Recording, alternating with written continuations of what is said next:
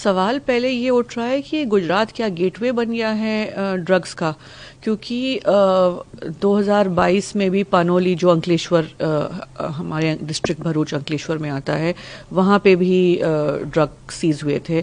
अभी अगस्त में दहेज में वहाँ पे भी 1300 करोड़ के ड्रग्स सीज हुए थे। अब कल आपने जो खबर सुनी, जो बड़ी खबर सुनी है, तो चक्कर क्या है, लोकसभा 2024 के चुनाव के वक्त भी जब इलेक्शन कमीशन की रिपोर्ट आई तो 30% जो ड्रग्स बरामद हुए हैं वो गुजरात से हुए हैं।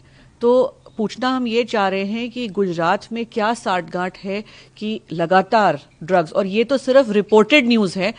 मैं आपसे ये कहना चाह रही हूँ कि ऐसे वारदात रोज छोटे छोटे हो रहे हैं, जिसकी वजह से सरकार जो है अब जागरूक होने की कोशिश कर रही है और एंटी ड्रग लॉज कंजम्पशन के लिए भी लाने की कोशिश कर रही है, और जो ये बरामद हो रहे हैं। पर जो ये नशे की बीमारी है, ये पूरे समाज को खोखली करती है, और ये जो लड़ाई है ये पूरे समाज की है। इसमें है अवेयरनेस की जो बात करनी है, रिहैबिलिटेशन की बात करनी है, ये हम सबको करनी है, हम सबकी जिम्मेदारी बनती है, चाहे घर पे माँ बाप हों, स्कूल में शिक्षक हों, और जो समुदाय के नेता हों। तो पर मैं कहना चाहूँगी कि हम उड़ता पंजाब की बात सुनते थे, पर उड़ता गुजरात ज़रूर होता जा रहा है। हम लोग तो गांव-गांव घूमते हैं, हम लोग ज़मीन पे घूमते हैं। ख़ास करके मैं अपने क्षेत्र भरूच की बात करूं तो आप जाएंगे, आजकल जो गांव के युवा हैं ये नशे में धुत घूम रहे हैं, और ये एक बहुत बड़ी बीमारी बन चुकी है। आप ये कह रहे हैं कि सरकार बुद्धि में और सरकार की देख रेख में ये सब कुछ हो रहा है। सरकार को सब पता है कि अब गुजरात भी ड्रग्स के कहना की चपेट में आ चुका है, और जो नौजवान हैं, बच्चे हैं, वो सब वहाँ पर ड्रग्स का इस्तेमाल कर रहे हैं। जी बिल्कुल, और ज़्यादा हद हो रही है। इसी वजह से पिछले कुछ दिनों से चर्चा गुजरात सरकार में भी चल रही है कि स्ट्रिंजेंट लॉज लेकर आने हैं ड्रग यूज़ के खिलाफ, और जो ड्रग मैन्युफैक्चरिंग है। पर ये जो कंपनियां हम देख रहे हैं अंकलेश्वर में, भरूच में, क्योंकि इंडस्ट्रियल टाउन है वहाँ पे, तो क्यों चुपचाप इनके ज़रिए मैन्युफैक्चर हो रही हैं ड्रग्स? मतलब किसकी साठगांठ के, अगर आपकी सरकार की आंख के नीचे 30 वर्ष से वहाँ पे भाजपा की सरकार है, कहीं ना कहीं तो आपको छूट मिली होगी कि आप इतने खुल के वहां पे ड्रग मैन्युफैक्चर कर रहे हैं।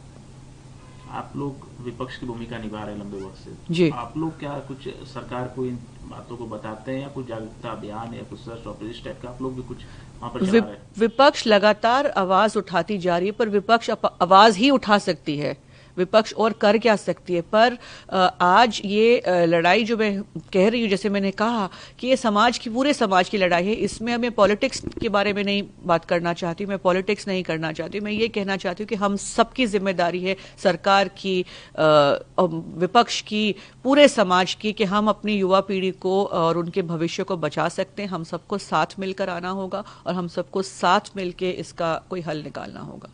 अंकलेश्वर में क्या पहले भी ऐसा मामला सामने आया है ड्रग्स? लगातार, अभी मैंने कहा अंकलेश्वर में आपने कल देखा, पानोली है जो दो वर्ष पहले, पानोली भी वहीं, पानोली जीआईडीसी जो है अंकलेश्वर में ही है, वहाँ पे भी ड्रग बस्ट हुए हैं।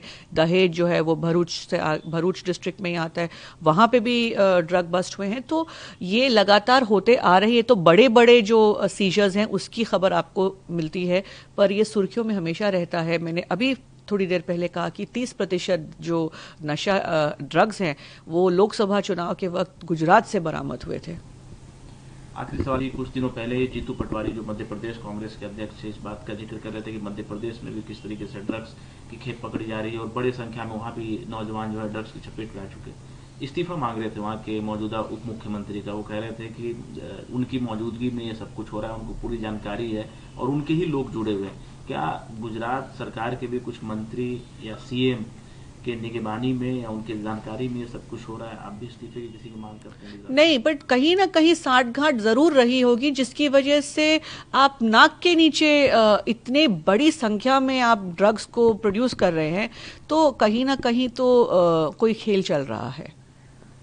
एक दूसरा सवाल महाराष्ट्र से जुड़ा, उससे बाबा सिद्दीकी की हत्या कर दी गई, एक्यूज को पकड़ने की दावा पुलिस की तरफ से की जा रही है। सरकार वहाँ की मौजूदा ये कह रही है कि किसी को छोड़ा नहीं जाएगा, चाहे वो लॉरेंस बिश्नोई ग्रुप हो या फिर और भी कोई ग्रुप जिसका भी नाम आएगा, कड़ी कार्रवाई की जाएगी। कैसे देखते हैं इस हत्या को और पुलिस की वहाँ की कार्रवाई? पकड़े गए हैं कुछ आरोपी, पर Y+ सिक्योरिटी दी गई थी, आपकी सरकार है वहाँ पे, आपके नाक के नीचे इतने बड़े नेता को खुलेआम मार दिया गया, तो आप सवाल तो उठाएंगे लॉ एंड ऑर्डर पे, मतलब कार्रवाई करना, उसके बाद ये सब तो बाद की बातें होती हैं। पर अगर एक बड़ा नेता जिसके पास इतनी सिक्योरिटी है वो सेफ नहीं है, और जो लॉरेंस बिश्नोई गैंग की हम बात कर रहे हैं, गुजरात के जेल में बैठ के आप इतना बड़ा ऑपरेशन चला रहे हैं। अभी आपने हाल ही में दिल्ली में देखा कि दिल्ली में भी एक मर्डर केस हुआ था पिछले महीने, बाकी बिजनेसमैन हैं, उन लोगों को थ्रेट्स आ रहे हैं, तो खुलेआम ये हो रहा है, तो सरकार कर क्या रही है? और जेल से बैठे बैठे आप ऑपरेट कर रहे हैं और खुलेआम नेताओं को, आम बिजनेसमैन को आप मार डालते हैं, एक्सटॉर्शन के लिए आप धमकी देते हैं, तो आपकी कार्यवाही का फायदा बाद में क्या है? आप इसके तह तक क्यों नहीं जा सकते?